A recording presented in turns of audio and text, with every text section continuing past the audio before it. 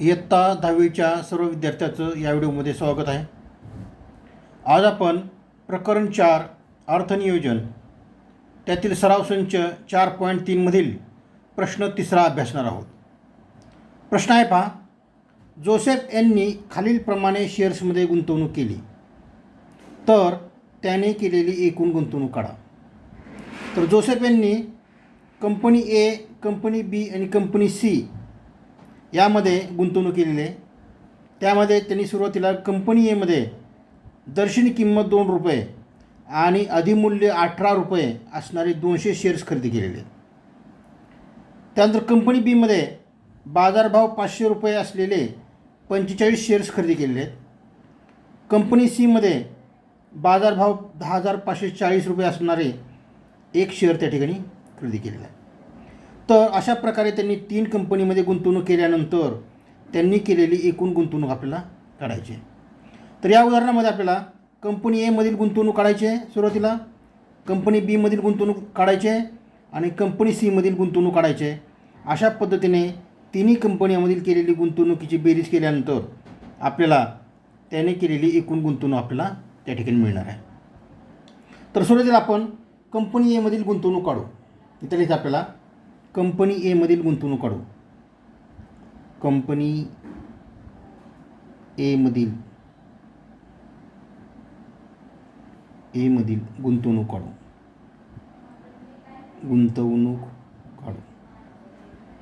आता कंपनीमधील गुंतवणूक काढत असताना त्यांनी दिलेल्या बाबी ज्या आहेत त्या सर्व आपल्याला ठिकाणी लिहायच्या आहेत.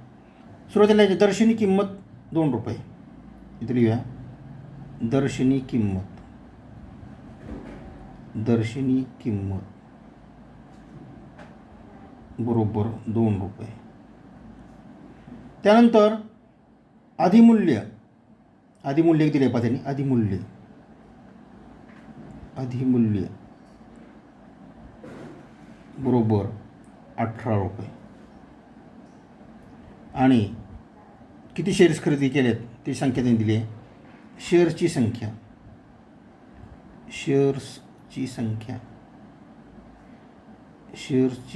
त्यांनी दिलेली आहे 200 रुपये. 200 शेअर्स. तर आपल्याला सुरुवातीला या ठिकाणी एकूण गुंतवणूक काढत असताना आपल्याला एकूण गुंतवणुकीचे सूत्र आहे ते म्हणजे बाजारभाव गुणिले शेअर्सची संख्या. परंतु इथं जर आपण पाहिलं तर दर्शनी किंमत दिलेली आहे, आधी मूल्य दिलेले आहे, शेअरची संख्या दिली आहे, परंतु बाजारभाव दिलेला नाही. मग या ठिकाणी आपल्याला सुरुवातीला बाजारभाव काढून घ्यावा लागेल आणि बाजारभाव काढून घेतल्यानंतर गुंतवणुकीचं सूत्र आहे बाजारभाव गुणिले शेअरची संख्या. मग आपल्याला त्यानुसार कंपनी एमधील गुंतवणूक त्या ठिकाणी काढता येईल. आता इथे लिहायचं बाजारभाव बरोबर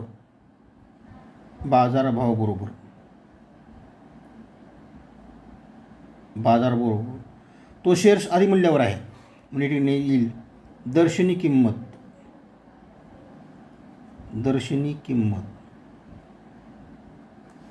गुणुले दर्शनी किंमत अधिक काय पाहिजे अधिक अधिमूल्य.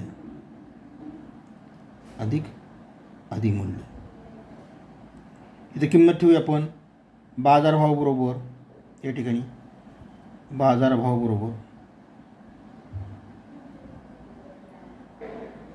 दर्शनी किंमत आहे 2 अधिक अधिमूल्य आहे 18 यांची बेरीज येते 20 रुपये. आहे बाजारभाव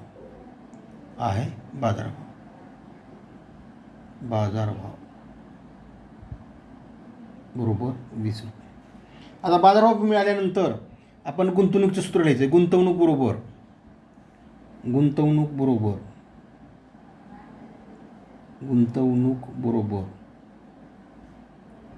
बाजारभाव गुणिले शेअरची संख्या.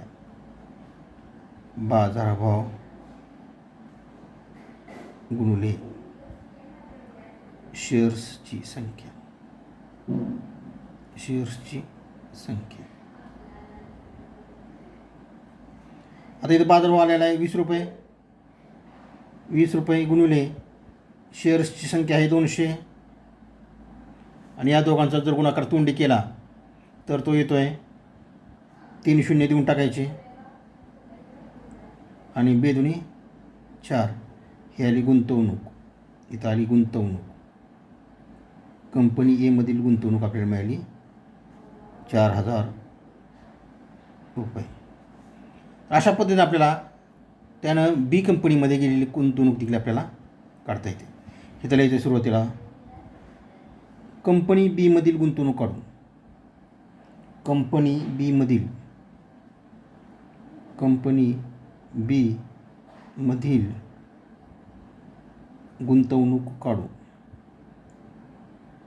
गुंतवणूक काढू.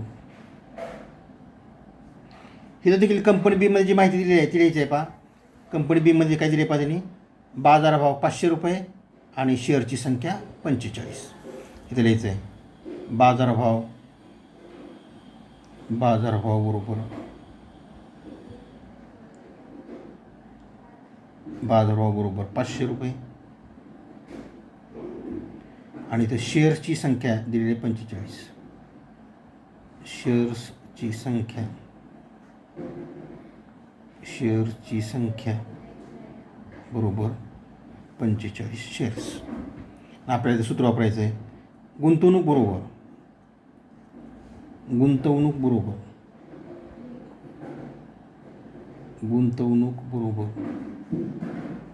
बाजारभाव गुणिले शेअर्सची संख्या.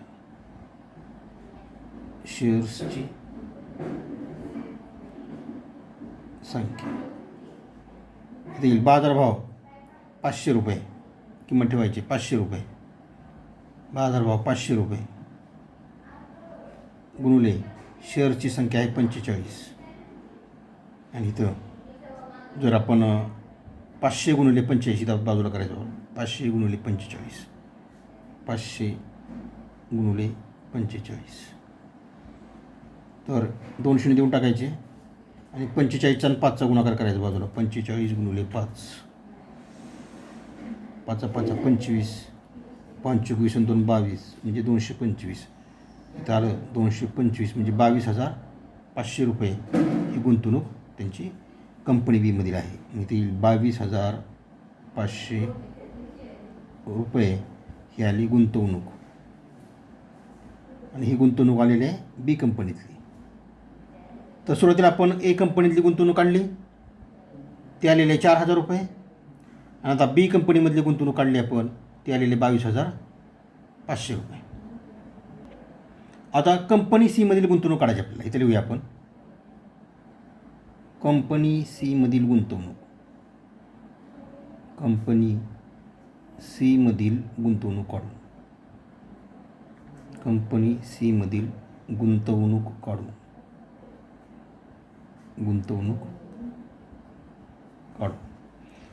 आता कंपनी सी मधील गुंतवणूक काढण्यासाठी काय करायचं आपल्याला, त्यांनी काही माहिती दिली ते लिहायची आपल्याला. ती माहिती दिली बाजारभाव बरोबर 10,524. बाजारभाव बरोबर 10,524. बाजारभाव बरोबर 10,540 रुपये. आणि शेअरची संख्या त्यांनी एकच शेअर घेतलेला आहे तिथं, म्हणजे इथली शेअर्सची संख्या बरोबर 1 शेअर घेतलेला आहे. इथं देखील ते सूत्र वापरायचं आपण. गुंतवणूक बरोबर बाजारभाव गुणिले शेअर्सची संख्या. बाजारभाव गुणिले शेअर्सची संख्या. सूत्र लिहिल्यानंतर त्यामध्ये बाजारभाव आहे 10,540. इथं येईल 10,540 गुणिले 1 म्हणजे तेवढंच उत्तर येणार. मग इथे येईल गुंतवणूक बरोबर, ही आली कंपनी सी मधील गुंतवणूक बरोबर 10,540. म्हणजे आपण तिन्ही कंपन्यातली गुंतवणूक काढलेली आहे. कंपनी एमधील गुंतवणूक 4,000, कंपनी बीमधील गुंतवणूक 22,500 आणि कंपनी सीमधील गुंतवणूक आपण आत्ता काढली ते आलेली आहे 10,540. म्हणून आय ठिकाणी लिहायचं जोसेफ यांची एकूण गुंतवणूक पाहिली तुम्ही. जोसेफ यांची एकूण गुंतवणूक इथं लिहितो मी गुंतवणूक बरोबर तिन्ही कंपन्यातल्या गुंतवणुकीची बेरीज करायची आहे. इथं मी लिहितो आहे कंपनी ए मधील गुंतवणूक अधिक कंपनी बी मधील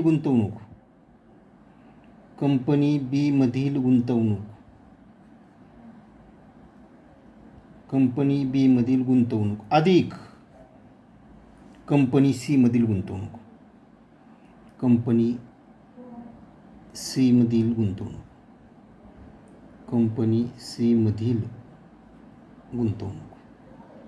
ह्या तिन्ही गुंतवणुकीची आपल्याला बेरीज केली की आपल्याला एकूण गुंतवणूक त्या ठिकाणी मिळणार आहे.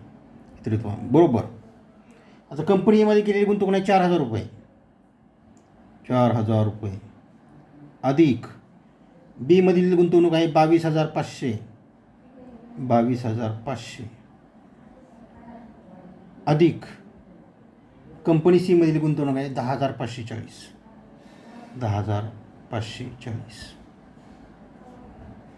बरोबर. आता या तिन्ही गुंतवणुकीची आपल्याला बेरीज करायची आहे. तर इथं आपण बाजूला बेरीज करूया. या ठिकाणी इथं लिहितो आम्ही 4,000 अधिक 22,500 अधिक 10,540 ह्या तिघांची मी एकत्रित बेरीज करतो आहे.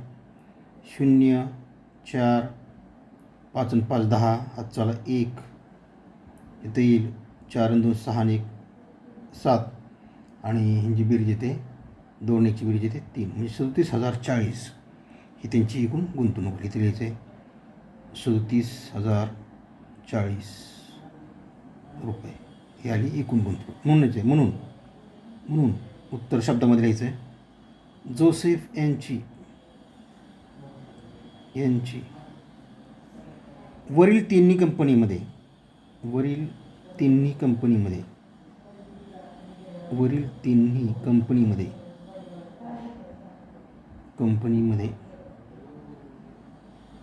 केलेली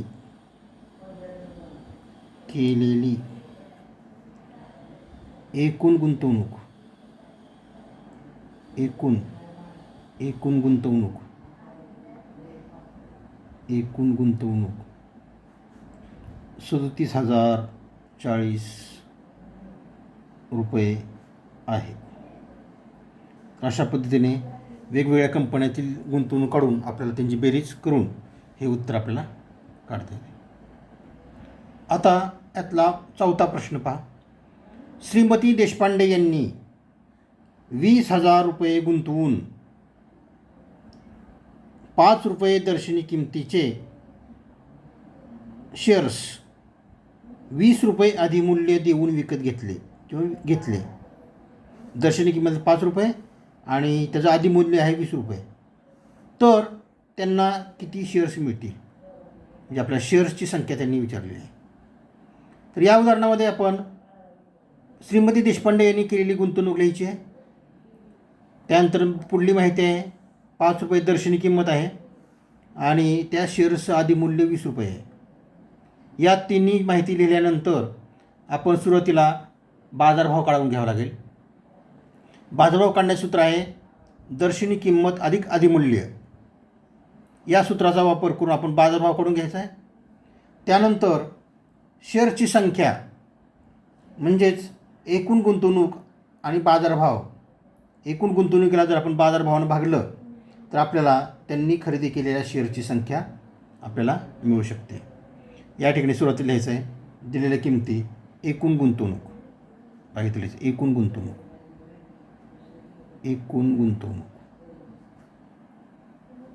गुंतवणूक त्यांनी गुंतवलेले आहेत 20,000 रुपये. जो शेअर्स खरेदी केला त्याची दर्शनी किंमत आहे 5 रुपये. मी ते लिहायचं आहे दर्शनी किंमत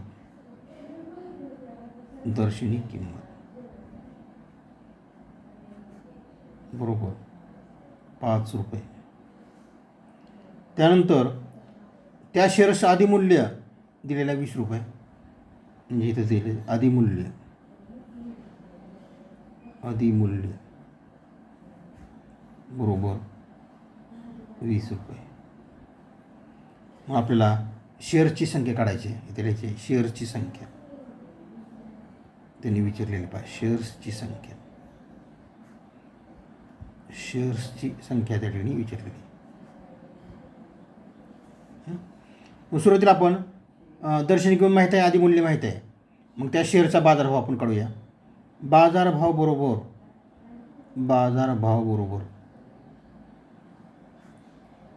दर्शनी किंमत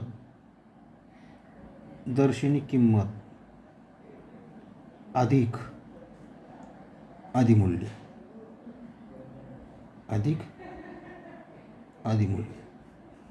इथं किंमत ठेवायची आहे. दर्शनी किंमत आहे 5 रुपये, अधिक अधिमूल्य तुम्हाला दिलं आहे 20 रुपये. या दोघांची बेरीज येते 25 रुपये. हा झाला बाजारभाव.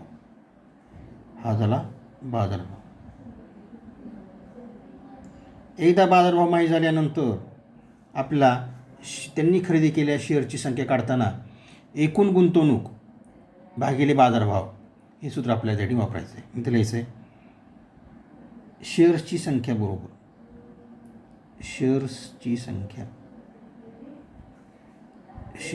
संख्या बरोबर एकूण गुंतवणूक, किंवा इथे गुंतवणूक म्हणूया, एकूण गुंतवणूक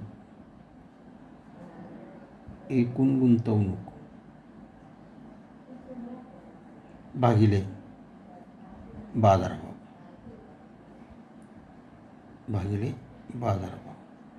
या दोघांचा भागाकार केला की आपल्या शेअरची संख्या मिळेल. या ठिकाणी लिहायचं आहे पहा बरोबर गुंतवणूक आहे 20,000 रुपये. ते सुरुवातीला आपल्याला दिलेलं आहे त्यांनी 20,000 रुपये. 20,000 रुपये छेद 25. आणि इथं भाग घालवल्यानंतर पहा 5चा नवा भाग घालूया. बघा 5 5 25, 5 चौक 20 आणि हे 4 3 शून्य 1 2 3 इथे येईल बरोबर 4,000 छेद 5. पुन्हा भागवलं आपण 5 एके 5 पंचाहत्तर 40 आणि हे 2 शून्य 800. मित्रांचे शेअर्सची संख्या म्हणून येईल शेअर्सची संख्या बरोबर 800. म्हणून आपल्याकडे म्हणता येईल श्रीमती देशपांडे यांनी 20,000 रुपये गुंतवणूक 800 शेअर्स मिळतील. इथे लिहिते श्रीमती देशपांडे यांना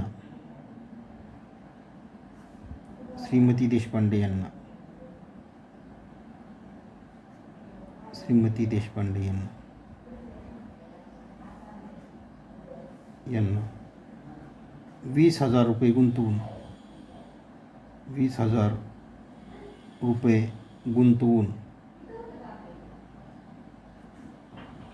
5 रुपये दर्शनी किंमत व 20 रुपये